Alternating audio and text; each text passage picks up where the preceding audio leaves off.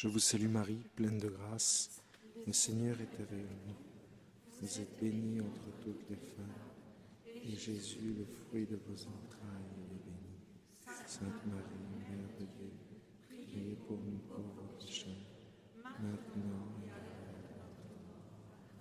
Notre-Dame de la sagesse, Notre-Dame des victoires. Alors voilà une nouvelle étape sur notre méditation. Aujourd'hui, nous allons nous approcher de la crèche.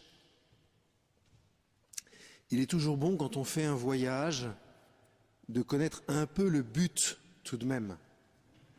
Alors, on va se rapprocher aujourd'hui de ce but, puisque nous allons contempler le mystère de la crèche à travers le regard des mages.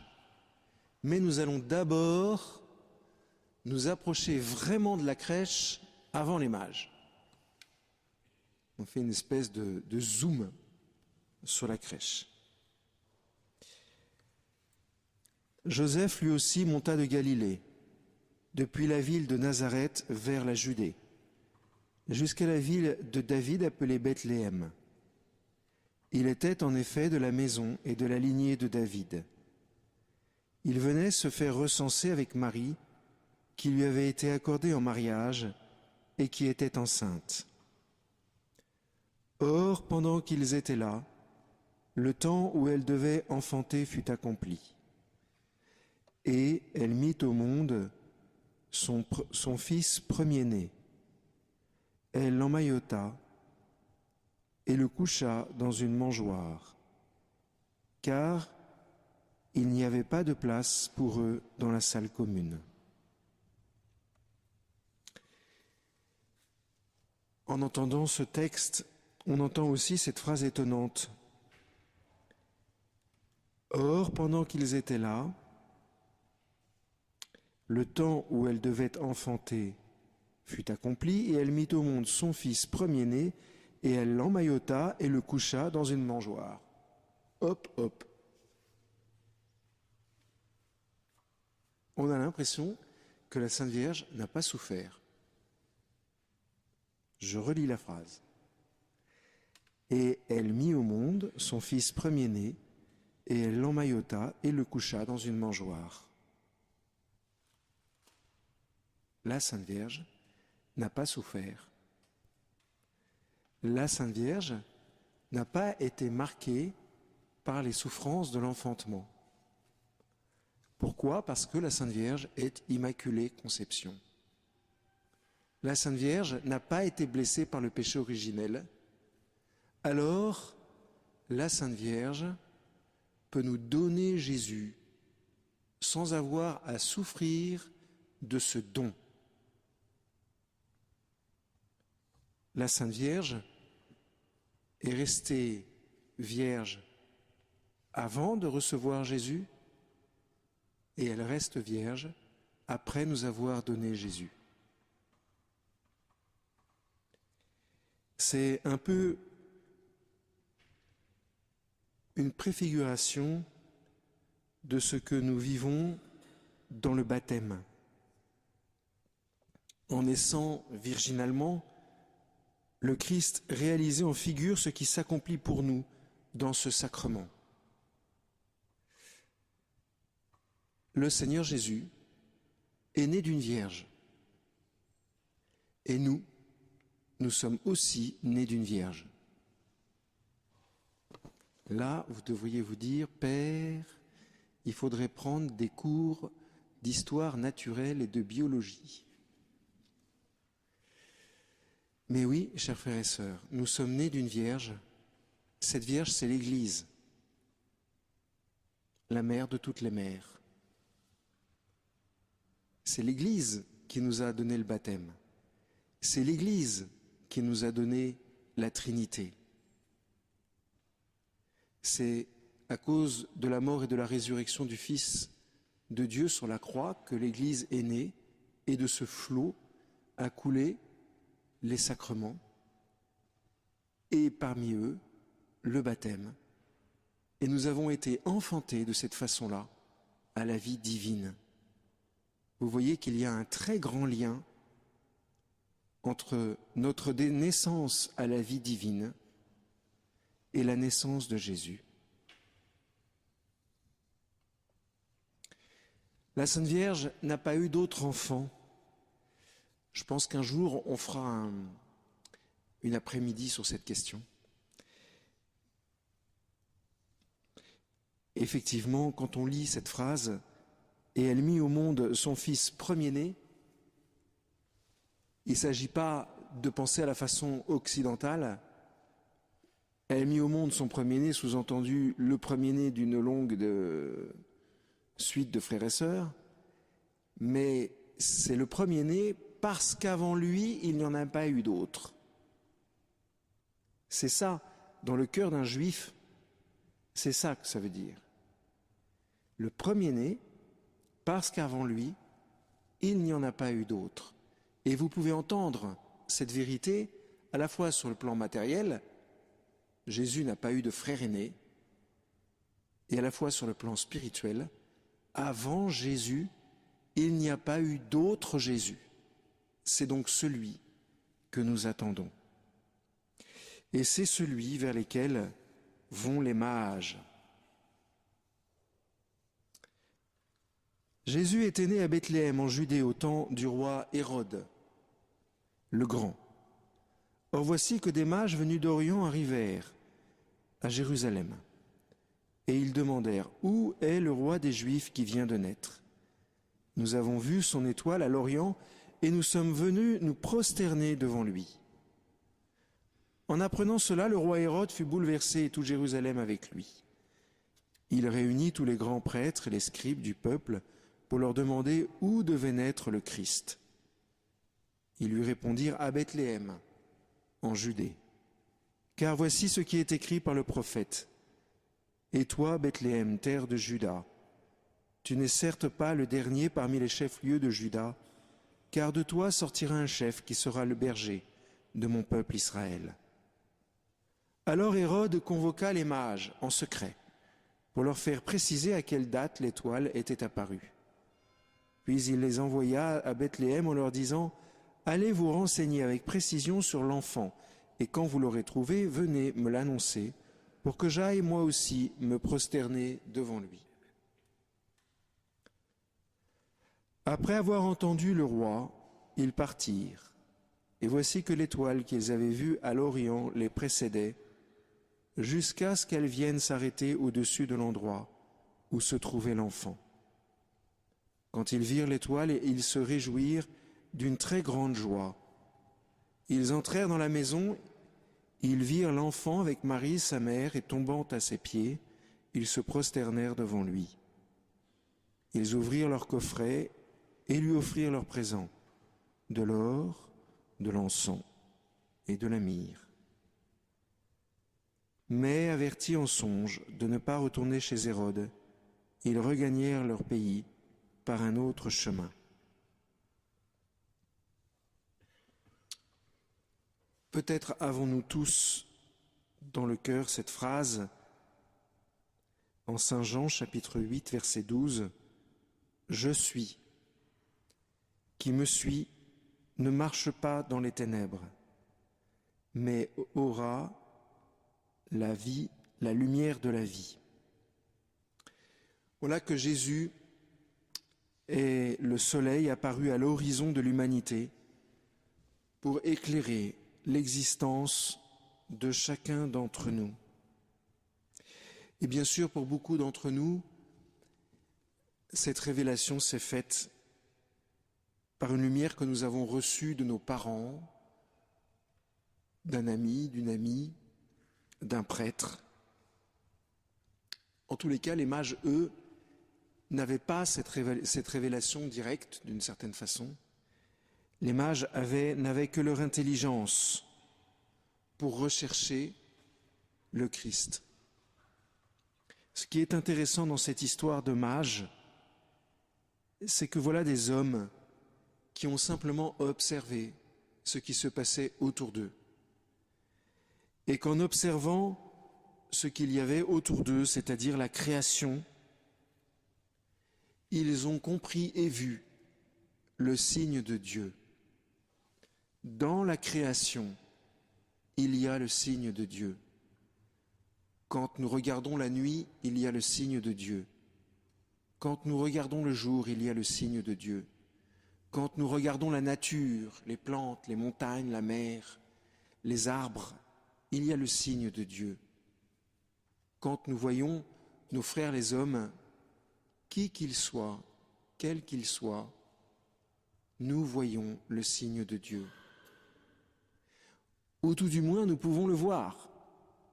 Vous savez, il existe des gens qui ne savent jamais s'il fait jour ou s'il fait nuit. Ils ne se rendent pas compte. Il y a des gens qui ne se rendent pas compte s'il fait chaud ou froid. Il y a des gens qui ne se rendent pas compte où sont leurs pieds. Est-ce que leurs pieds sont sur le bitume ou dans l'herbe? Dans l'herbe ou sur la terre? Sur la terre ou ailleurs? Il y a des gens qui ne se rendent pas compte d'où ils vivent. Cette réalité, ce fait de ne pas se rendre compte là où nous vivons, provoque en nous des blessures, chers frères et sœurs. Et la première blessure, c'est que nous passons à côté des signes de Dieu les plus simples. Les plus simples. Les mages nous montrent simplement qu'en observant et en réfléchissant, chacun avec l'intelligence que le Seigneur nous a donnée, chacun avec les sens que le Seigneur nous a donnés, mais en prenant du temps, nous pouvons voir dans la nature, dans le réel qui nous est donné par Dieu, le signe de Dieu. Alors eux, c'est une étoile qu'ils suivent, c'est-à-dire un signe particulier. De la même façon, il me semble que pour chacun d'entre nous, dans l'existence, il y a des signes particuliers qui nous disent Dieu. Pour certains, ça va être la beauté du ciel, pour d'autres, ça va être la beauté de la mer, pour d'autres, ça va être les oiseaux, pour d'autres, ça va être les animaux, pour d'autres, ça va être, que sais-je. Mais peut-être que nous pourrions demander à l'Esprit Saint et à la Sainte Vierge de nous montrer quel est le signe qui nous est réservé. Comme un signe était réservé aux mages, il nous est réservé un signe particulier, auquel nous sommes particulièrement sensibles. Je suis sûr qu'avec un petit peu de silence et de prière, chacun peut le découvrir assez facilement. C'est juste l'élément naturel qui nous fait du bien, qui nous apaise. Il ne faut pas aller chercher très très loin, et il ne s'agit pas de quelque chose de supranaturel, d'extraordinaire. N'allez pas chercher des choses invraisemblables. C'est tout simplement quelque chose de l'ordre de la nature, mais qui nous fascine, pas au sens où ça nous obnubile, mais au sens où ça nous révèle la transcendance de Dieu qui se manifeste dans la création. Alors ces mages ont vu cette signature de Dieu, l'étoile, et ils avancent, ils vont vers la grande ville, Jérusalem, où ils rencontrent le roi Hérode. Petit détail intéressant, l'étoile disparaît. Autre détail intéressant, et qui va un peu comme en opposition,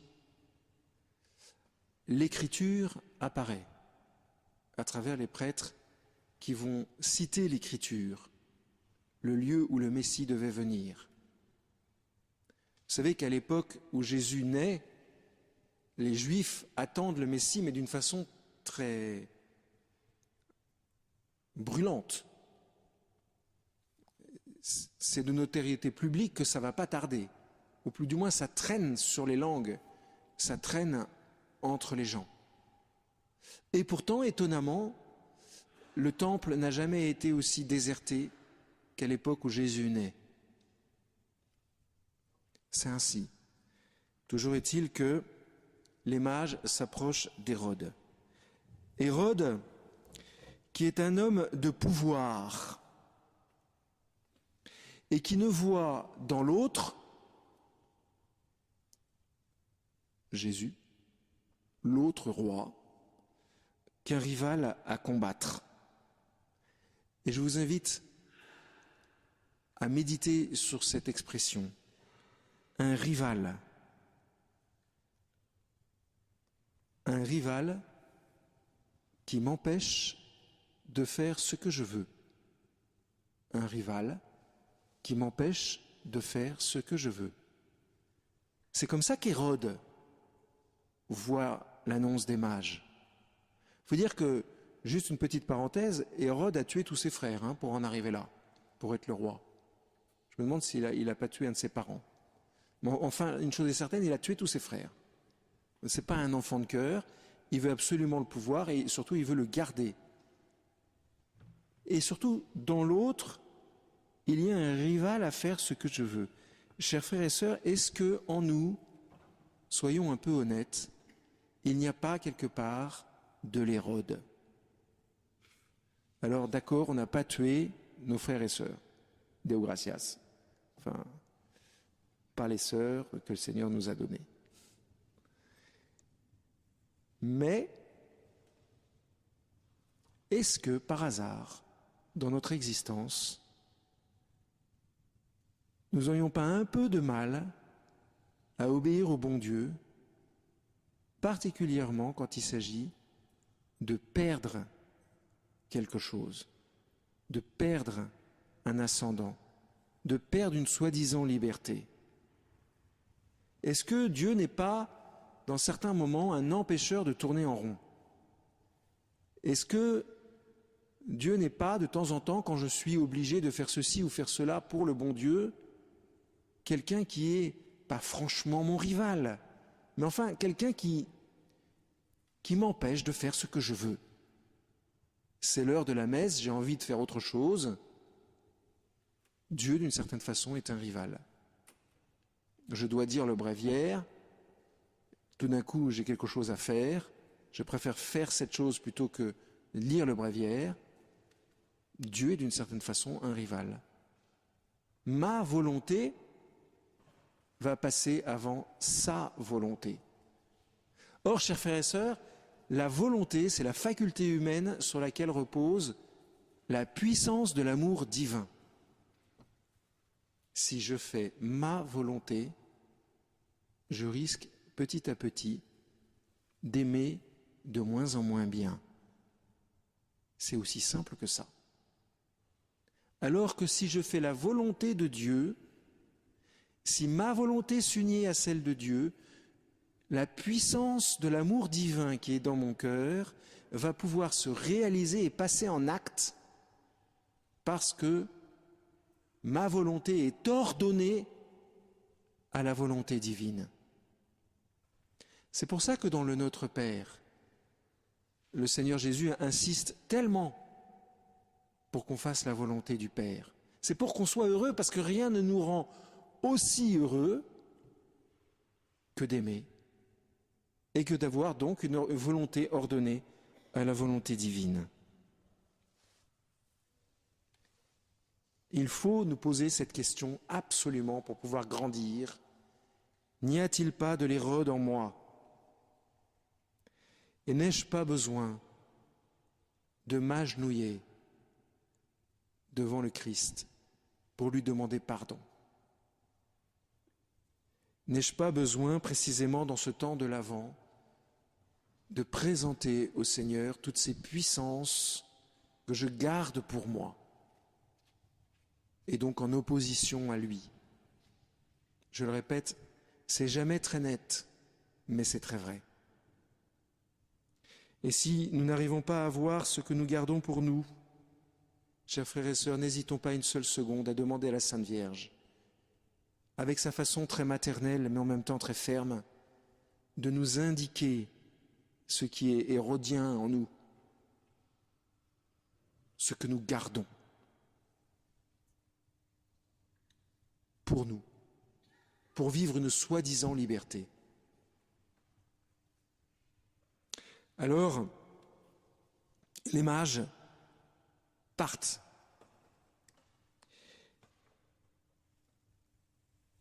Ils partent après avoir rencontré d'autres savants comme eux. Juste une petite remarque, les savants que les mages ont rencontré sont des savants en chambre. S'il y a des savants parmi vous, ne soyez pas des savants en chambre. Parce que la vérité, c'est que ces savants qui étaient auprès d'Hérode et qui connaissaient parfaitement l'endroit où Jésus devait naître, eux n'ont pas regardé les signes de la création. Eux n'ont pas regardé le temps qui était donné par Dieu et qui était le temps de l'enfantement du Fils. Ils sont restés en chambre. C'est-à-dire qu'ils étaient très bons pour dire des tas de vérités, mais pas en accord avec la réalité. Moralité de l'histoire, ils étaient décalés. Et qu'est-ce qui s'est passé? Ils sont restés chez Hérode. C'est bête quand même. Voilà des prêtres, des sages, qui connaissent parfaitement les Écritures, mais qui restent chez Hérode. Franchement, frères et sœurs, c'est bête. Alors il faut prier pour les savants, parce que tout le problème des savants, bien souvent, c'est qu'ils ont une telle joie à découvrir avec leur intelligence les vérités qui les entourent, qu'ils peuvent avoir cette tentation de rester en eux-mêmes. Mais vous savez, chers frères et sœurs, nous sommes aussi des savants. Quand nous montons sur nos idées, comme sur notre pointe des pieds, et que nous voulons absolument garder nos petites idées sans nous confronter au réel. Alors nos idées sont vraies, elles sont toujours pour une part l'expression de la vérité divine. Toujours, forcément, il y a quelque chose de Dieu dans nos idées. Ça ne peut pas être autrement. Mais il faut accepter d'observer le réel. Sinon, on reste chez Hérode. Alors nos mages partent et continuent à voir l'étoile, continuent à s'approcher de la crèche.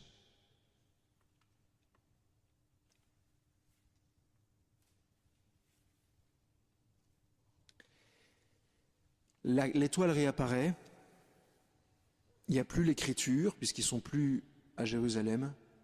Jérusalem est distant de à peu près 5 km de Bethléem. On peut penser qu'ils ont fait le trajet en 2 heures maximum,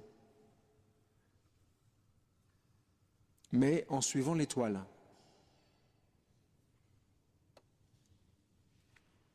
Et nous qui avançons vers la grotte, quelle étoile voulons-nous suivre?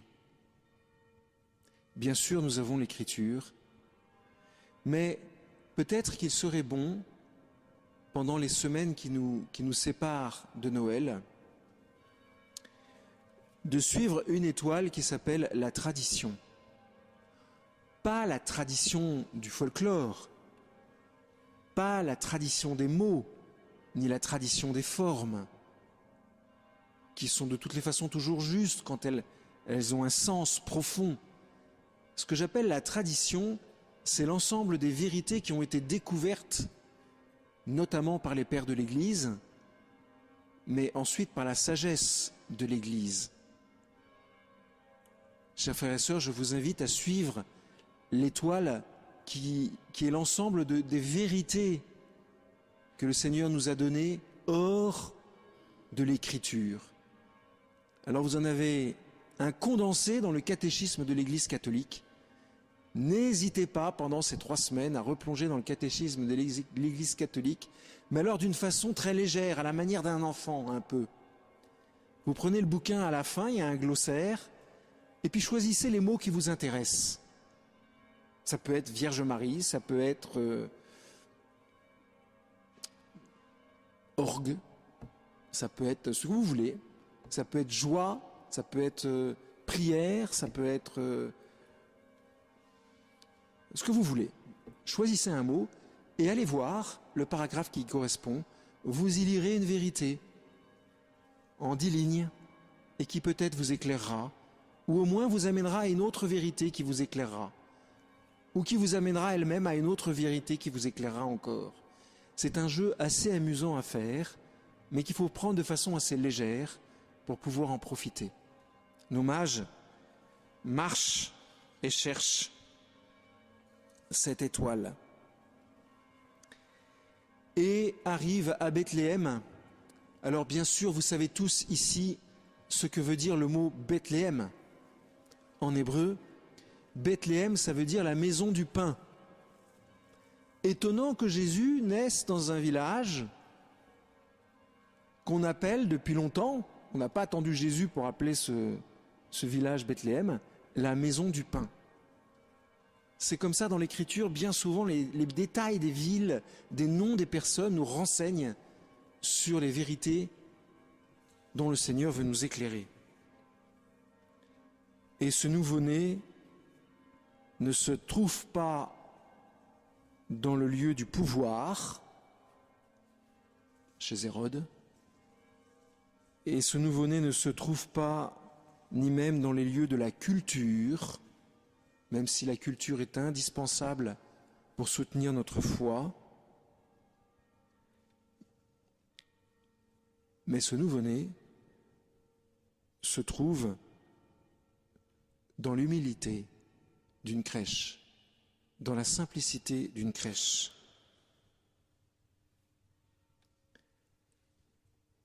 La Sainte Vierge peut nous conduire à la crèche. C'est-à-dire que la Sainte Vierge peut nous conduire au lieu de la rencontre avec Jésus. S'il vous plaît, chers frères et sœurs, ne croyez pas tous que vous avez rencontré Jésus. Oui, vous l'avez sûrement déjà rencontré. Oui, certains d'entre vous marchent avec lui d'une façon très proche. Ça, je le sais. Mais attention, soyons bien prudents. Nous n'avons jamais assez rencontré le Christ. Tant que nous ne sommes pas morts avec lui sur la croix, nous n'avons jamais assez rencontré le Christ. Le Christ a des tas de choses à nous donner par son union à nous. Et c'est la Sainte Vierge qui peut nous y conduire. Au fond, quand les mages, remplis de leur intelligence, se prosternent devant Jésus, il y a tout un travail spirituel qui s'est fait dans leur cœur.